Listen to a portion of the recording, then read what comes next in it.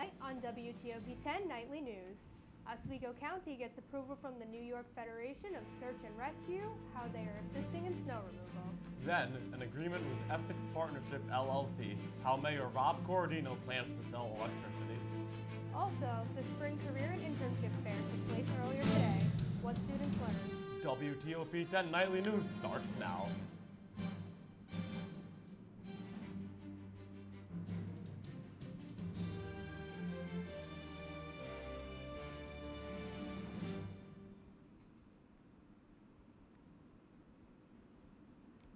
Good evening and welcome to WTOP-10 Nightly News. I'm Caitlin Wright. And I'm Cameron Carvalho.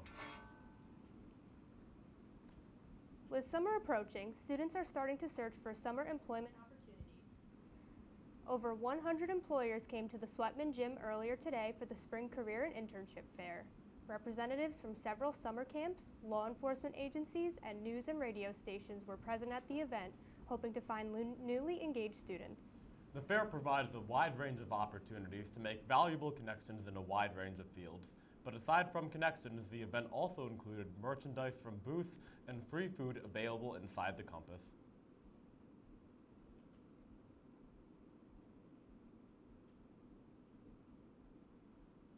SUNY Oswego's 62nd Annual Juried Student Exhibition will open this Friday, March 7th. It will run from Friday until April 6th in Tyler Art Gallery.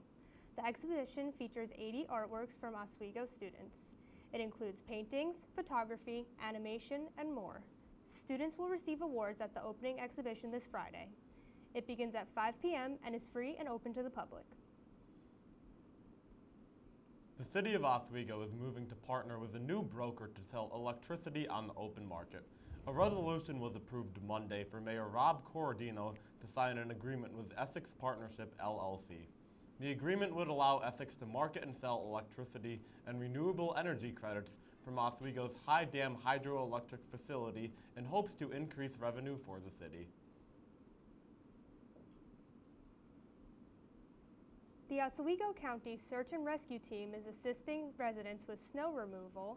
The team, along with others from the counties throughout the state, is responding to requests through their call centers. Tasks include clearing snow from vents and exits. Residents should be aware that there is no guarantee all requests will be fulfilled. Residents making requests by calling 211. A court has ruled that a drug raid carried out by Oswego investigators did not have probable cause in the search warrant. The 2021 raid saw around 15 officers and a SWAT team enter the home of 36-year-old Amon Scullin. While no drugs were found in the raid, police subsequently found guns in Scullin's car and charged him with multiple weapons offenses. The court dismissed the charges based on failed documentation of marijuana bits found in Scullin's trash during an initial police search. A near record-strong March storm reached the East Coast early this morning, delivering deadly thunderstorms and fueling fast-spreading wildfires in the central and southern U.S. Around 100 million people today were under the threat of wind gusts that could top 55 miles an hour from Virginia and the Carolinas down to Texas. There have been 3 storm-related deaths reported, so far all of them in Mississippi. Laura Aguirre is in Charlotte, North Carolina, where the storms, while potentially destructive, could also be a benefit. The same line of destructive storms that wreaked havoc in the central and Gulf regions Tuesday reached the eastern seaboard this morning, and with it, damaging winds and severe thunderstorm and tornado warnings across parts of Georgia, the Carolinas, and Virginia. The rain potentially giving an edge to fire teams in North Carolina, where dozens of wildfires continue to burn across the state. In Mississippi, the storms damaged a number of homes and businesses, leveled trees, and caused widespread power outages. The roof of the Clay County Courthouse captured on camera being effortlessly peeled away by yesterday's powerful winds. Around a half dozen EF1 tornadoes were reported in towns across Louisiana, Oklahoma, and Texas, where a different natural threat was already in motion. The fire is getting bigger and bigger. Several damaging fires across the Lone Star State Tuesday are still burning today, fueled by lingering high winds. Sinton is on fire. They evacuated us because it got real black and Like 3 houses caught on fire there where we live at. This Sinton area resident's home was spared by the Welder Complex fire located about 30 minutes northwest of Corpus Christi. It's one of several blazes being monitored by Texas A&M Forest Service across the state's central and eastern regions. Forecasters are tracking the system of rain and high winds as it moves up into the northeast overnight and into Thursday morning. In Charlotte, North Carolina, I'm Laura Aguirre reporting.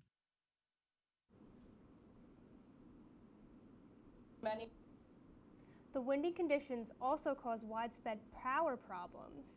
As of this afternoon, 8 states in the central, south, and mid-Atlantic regions were reporting between 10 and 30,000 outages, and in Texas, over 72,000 outages. Down from more than 100,000 yesterday, all according to poweroutage.us. As weather across the East Coast is continuing to be unpredictable, Oswego is seeing the same.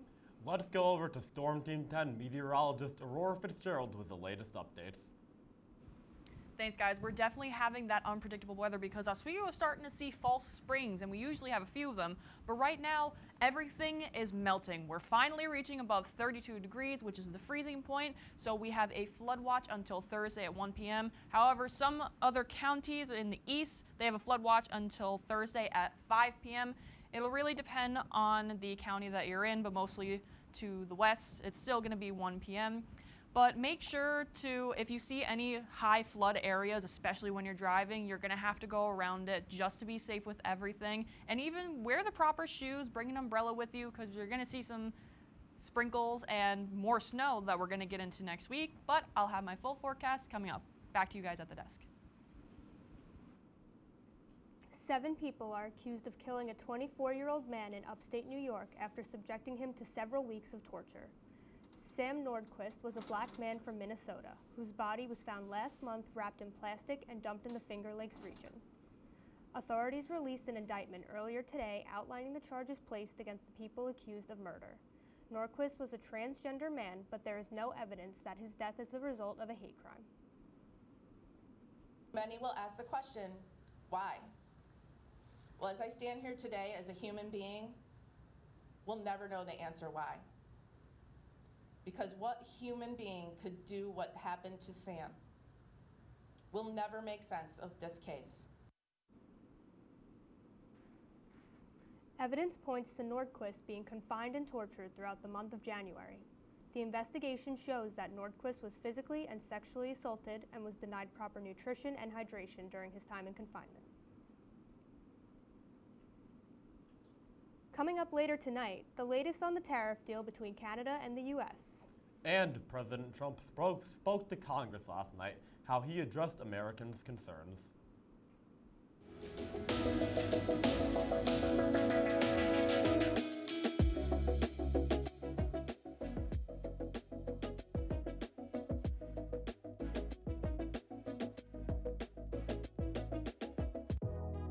Welcome back to Major Discussions.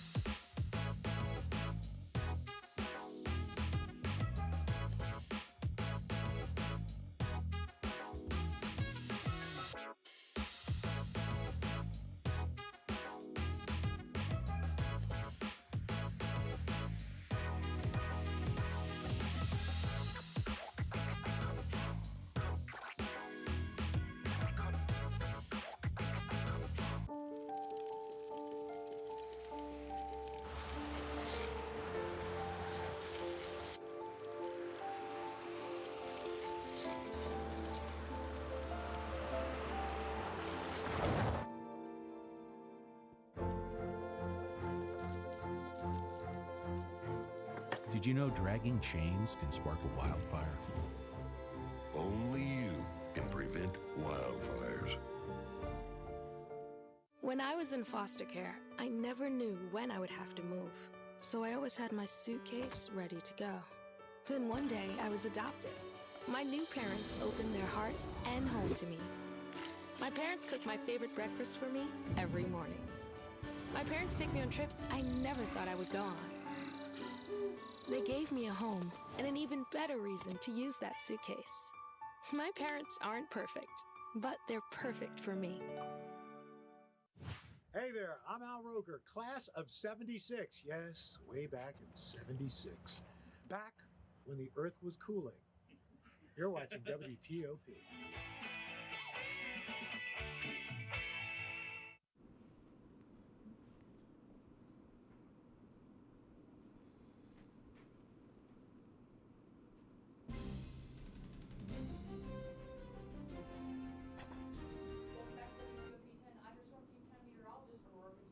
Taking a look at our current conditions right now, we have 47 degrees and wind chill at 43, so it's definitely a little bit chilly out there. We have humidity at 85%. Pressure is pretty low, so we're going to see some clouds later in the night.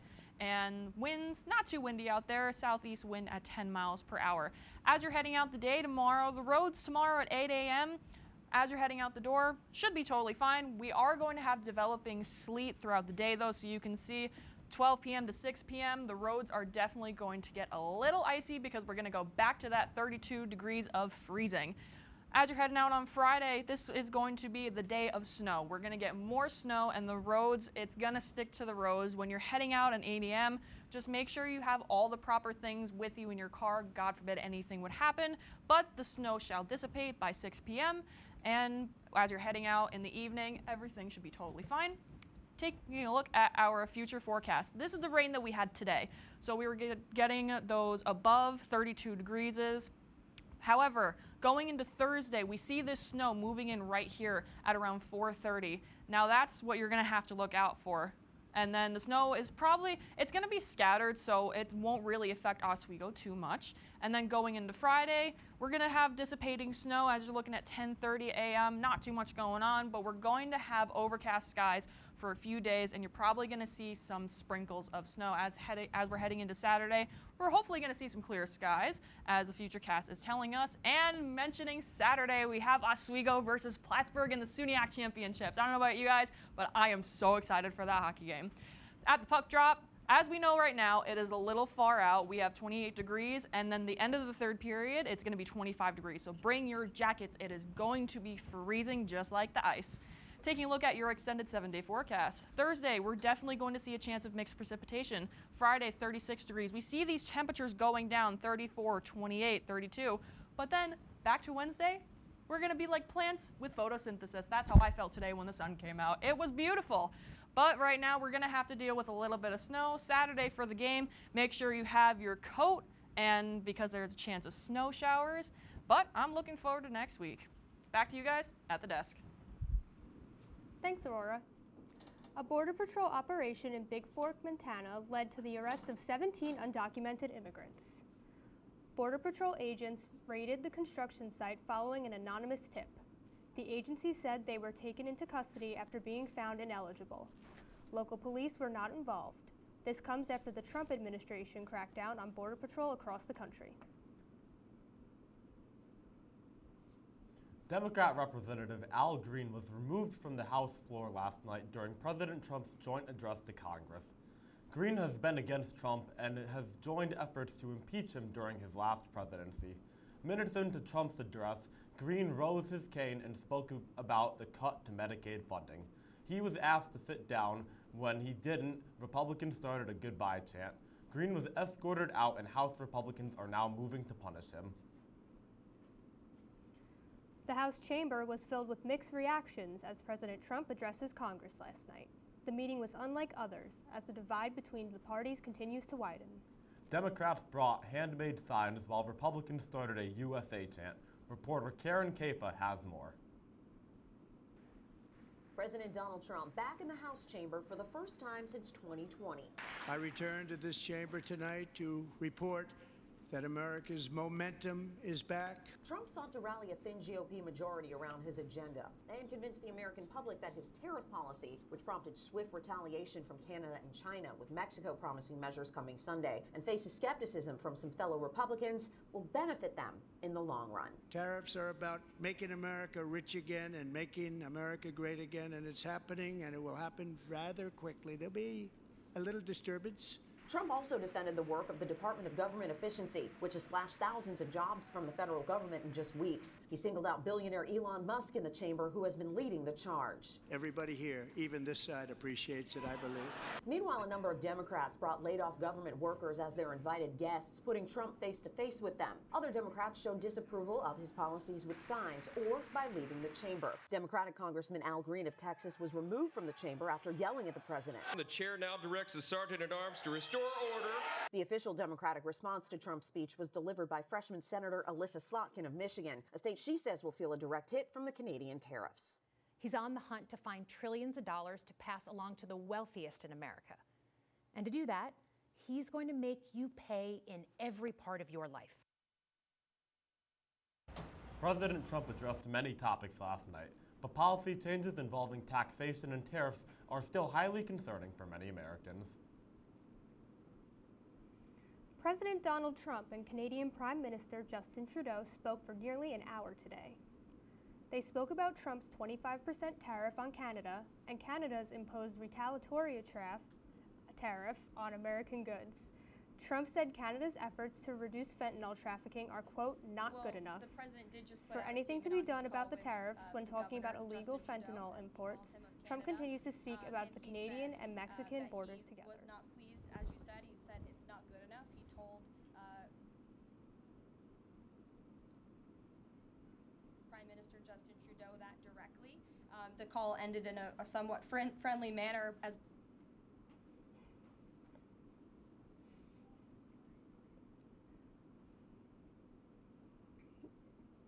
22,000 pounds and we're 22,000 pounds of fentanyl.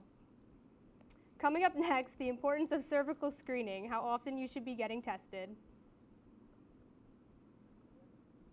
and how gas prices will be. Dude, we go on at like 11:30. It's like no. What do you mean no? It's 10:30. 10:30? Matt, it's 10:30. What do you mean it's 10:30? Hey, don't touch that. That's my ladder. Hey, man. Whoa. You know this book was already discounted 10%? Wow. Get a close up of that one. Matthew, Look at that. Can we go back inside? I want to sleep in the studio again.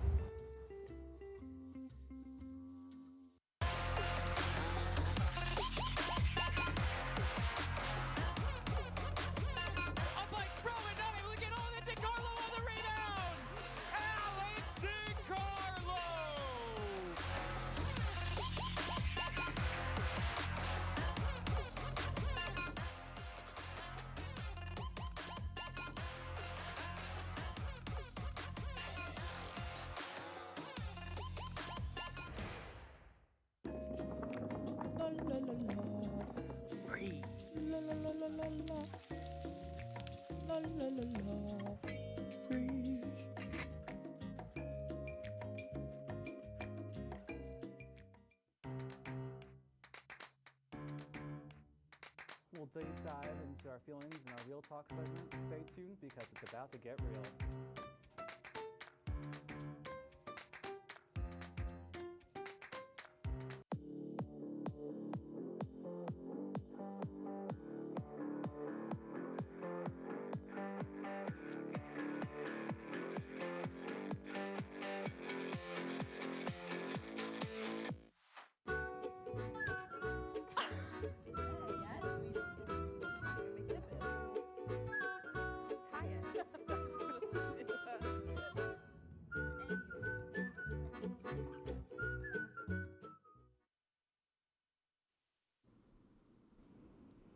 Welcome back to WTOP-10 Nightly News.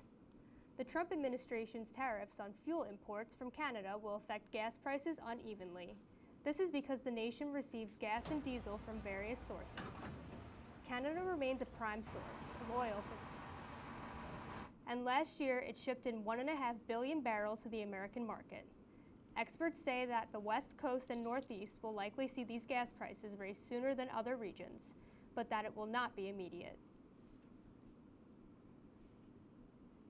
West Coast Raw is recalling cat food over possible bird flu contamination in Oregon and Washington. A similar recall was issued last month after 2 cats got severe cases of bird flu and died. The items being recalled included the 16-ounce and 24-ounce frozen boneless free-range chicken formulas. Those who have come into contact with the product are advised to wash their hands, sanitize all surfaces, and take their cats to the vet. More than 2 million new cancer cases are expected this year alone in the U.S., according to the projections from the American Cancer Society. But cancer death rates continue to decline, thanks in part to the earlier detection of some cancers. But a new study published today finds rates of cervical cancer screenings remain low across the U.S. In today's Health Minute, Mandy Gather talks about the senior author and the troubling trend. First, the good news. Newly released research shows screenings for both colorectal and breast cancers have rebounded from declines during the COVID-19 pandemic. But researchers say that's not been the case for another cancer. And unfortunately, we didn't see that for cervical cancer screening that they are still below pre-pandemic levels. Study senior author Preeti Bondi and her team found past year cervical cancer screening in 2023 remained at 14%, which is below pre-pandemic levels. We want to detect cancers early when they're more treatable. And that's why researchers say it's a troubling trend, one that's viewed as a long-term problem as cervical cancer screening started to decline in the early 2000s. It still isn't fully clear why these specific screenings haven't bounced back like others post-pandemic. Some of the research points to reducing knowledge among women about the need for cervical cancer screening and fewer recommendations to be screened by physicians. Cervical cancer screening recommendations vary based on age and health, but the U.S. Preventive Services Task Force says if your age is 21 to 29, get your first Pap test at 21 and every 3 years after. If your age is 30 to 65, there are options.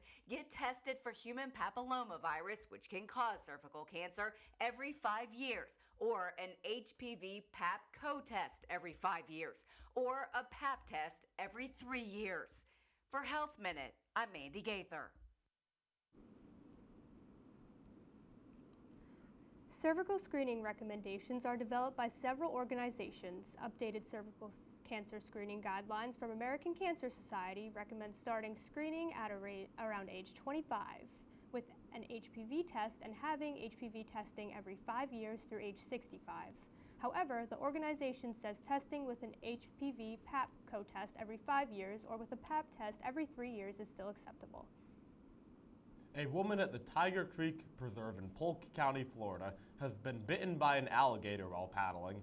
Wildlife officials say that the attack was on her elbow and that she was immediately airlifted to a nearby hospital. New, since trappers were then sent to search and remove the animal from the preserve. To avoid these types of incidents, officials say to only swim in designated areas during the daylight hours and never to feed an alligator. Coming up in sports, Luke Ratty. Luke, can you give us a quick preview of your report? What's up, guys? Stay tuned for all the latest sports news. LeBron James reaches another historic milestone, and the SUNYAC Championship stage is finally set with an arena we all know and love hosting this classic. All that and more coming up next. Worry about a lot of things. Getting enough food to eat shouldn't be one of them. Through a nationwide network of food banks, Feeding America serves virtually every community in the United States. See how you can help your community. Visit feedingamerica.org.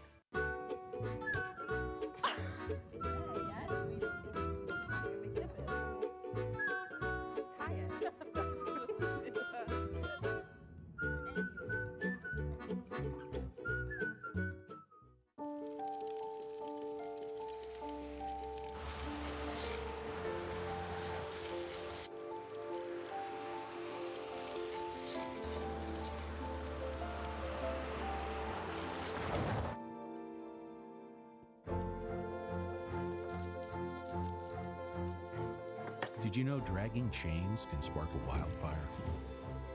Only you can prevent wildfires.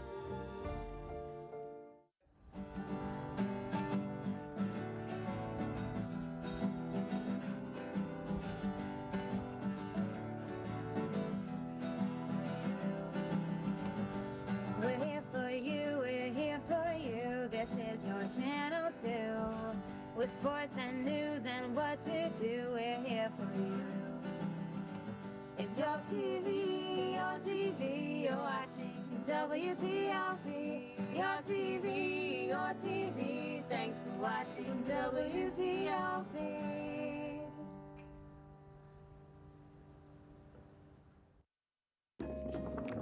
La la la la. Free. La la la la la la. La la la la. Freeze.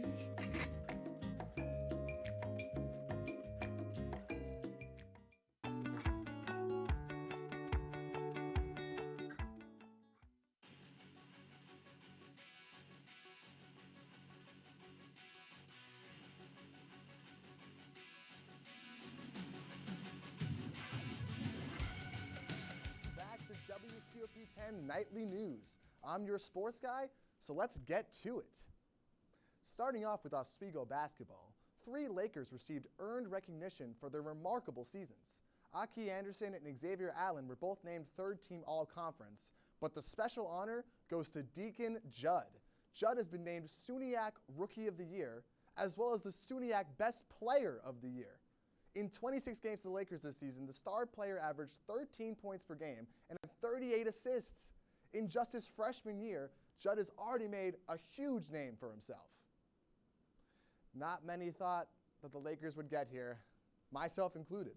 But by the hands of the SUNYAC gods, the Oswego Lakers men's hockey team will be hosting the championship game this Saturday against the Plattsburgh Cardinals. Plattsburgh managed to erase a 3-goal deficit and scored in overtime to take down the top-seeded Cortland Red Dragons 4-3. But who cares about them, guys? Certainly not the Lakers, who advanced to the final after bullying Buffalo State. It's sure to be one for the books, so make sure you don't miss it. Moving over to professional sports, the New Jersey Devils got some bad news today as well. Devils star Jack Hughes underwent surgery on his shoulder earlier today and will be out for the rest of the season. New Jersey has placed Hughes on long-term injured reserve, which helps free up his $8 million in salary cap space before the Friday trade deadline. Hughes is the team leader in goals and is tied for the most points on his team with 70, so a pretty devastating loss for the New Jersey Devils. And finally, to wrap up with the NBA, the legacy of LeBron James just continues to grow. The Lakers' 40-year-old superstar became the first player in NBA history to reach 50,000 points in both the regular season and the playoffs, respectively. James only needed 1 point heading into his game against the Pelicans to reach the feat, and he wasted no time getting there. He reached the milestone on his first shot of the game, connecting on a 3-pointer, no less, because, he's just like that. He's truly one of the greats. WTOP-10 Nightly News will be right back after these messages. And it could be your last chance to see one occur for 2 decades, as the next time one will be visible over the continental U.S. He's May 84. Yarrow told police in the hospital that he had pressed the doorbell and waited. They mix with oxygen and nitrogen and become briefly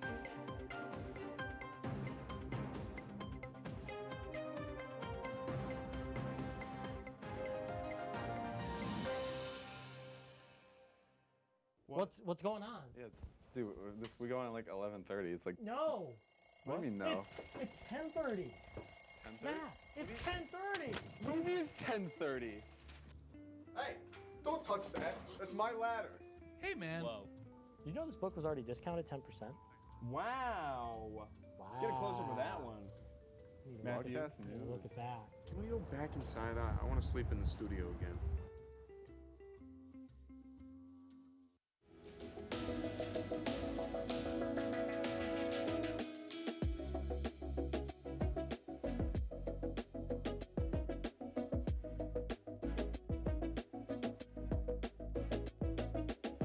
When I was in foster care, I never knew when I would have to move, so I always had my suitcase ready to go.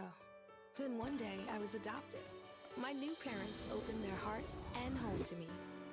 My parents cook my favorite breakfast for me every morning. My parents take me on trips I never thought I would go on. They gave me a home and an even better reason to use that suitcase. My parents aren't perfect, but they're perfect for me.